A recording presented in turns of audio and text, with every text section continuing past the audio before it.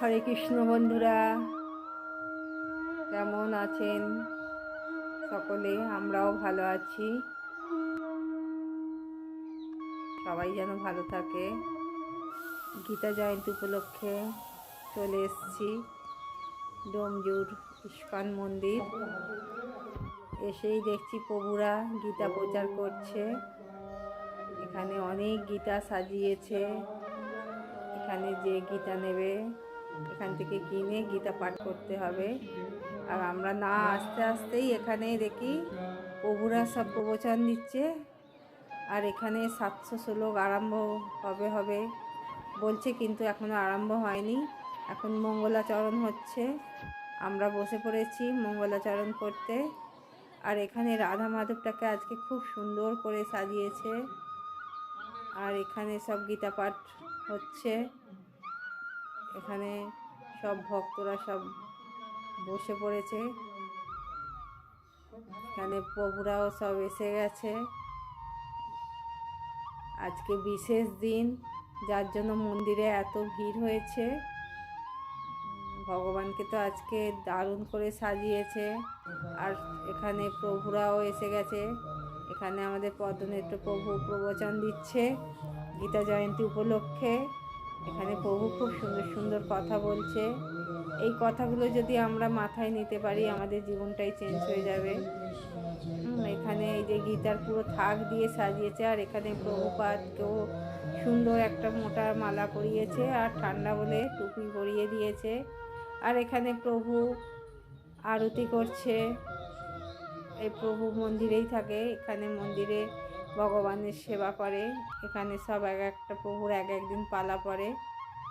আর এখানে সুন্দর করে এগুলো সব সাজিয়েছে। আর খুব বড় লাইন। এসে দেখি বিশাল একটা লম্বা রেল লাইনের মতন একদম দাঁড়িয়ে পড়েছে সব একদম। আর এখানে আমার পিসিমার মেয়েরাও এসছে, সব লাইনে যাচ্ছে। আর এখানে এই যে খুব ভক্ত এই বাচ্চাটার একদিন আমি ভিডিও করে ছেড়েছিলাম। ওই যে বাচ্চাটা, ওই বাচ্চাটাই একদিন গান করে ছেড়েছিলাম। আর এ তো একদম খুব কৃষ্ণ ভক্ত। এত অল্প বয়সে যে এত ভালো ভক্ত হবে ভাবাই যায় না। আর এখানে এই যে সব প্রসাদ নিয়ে চলে এসছে। তবে একাদশীর প্রসাদ এখানে সব যে যেখানে পাচ্ছে সে সেখানে প্রসাদ নিয়ে বসে পড়ছে। এখানে প্রসাদে আছে অনেক রকমের আইটেম। একাদশীর প্রসাদের অনেক কিছু আইটেম আছে।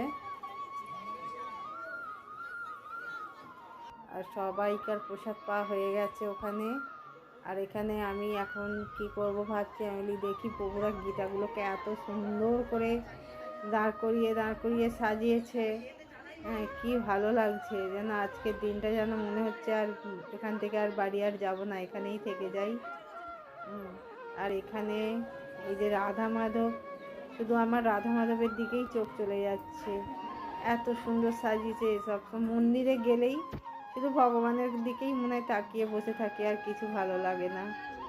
আর এখানে আমাদের রাধা রানী তো খুব দয়ালু, আমাদেরকে কৃপা করেছে বলেই তাই আজকে এই মন্দিরে গীতা জয়ন্তীতে আসতে পেরেছি। আর এখানে গীতাগুলো একদম সিংহাসনের মাথা থেকে সাজিয়েছে, পুরো পরপর করে সব গীতাগুলো একটা একটা করে সব সাজিয়েছে। আর এখানে প্রভুরাও সব রয়েছে।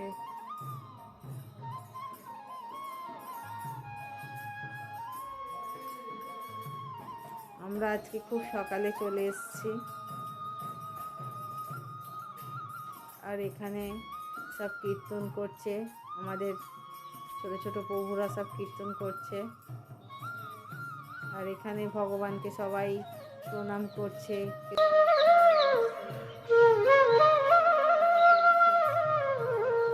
ভগবানের কাছে এলে কিছু না কিছু হাতে করে নিয়ে আসতে হয়, খালি হাতে আসতে নেই ভগবানের কাছে।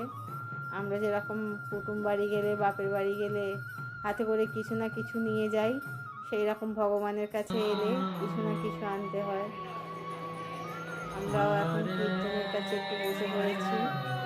সকাল থেকে কিন্তু আজকে উপোস, যার জন্য শরীরটাও ভালো নেই। তবুও আজকে একাদশী, রাধারানী অনেকটা কৃপা করেছে বলে তাই আজকে আমি মন্দিরে আসতে পেরেছি, কদিন তো বেরোতেই পারিনি। এখানেও যেখানেই দেখছি সেখানেই গীতা সাজানো, পুরো মন্দিরটার মধ্যে পুরো চারিদিকে গীতা সাজানো। আর এই প্রভু হাত তুলে তুলে সবসময় হরিনাম করেই যাচ্ছে আর গীতা প্রচার করেই যাচ্ছে। প্রভু খুব ভালো, এই প্রভু সব সময় মুখে নাম আর হাতে কাম, মুখে নাম করছে আর এইদিকে গীতাও প্রচার করছে। জানি না, আমরাও চেষ্টা করবো পরের বছরে গীতা প্রচার করতে। আর এখানে আমাদের প্রভু বেরিয়ে পড়েছে।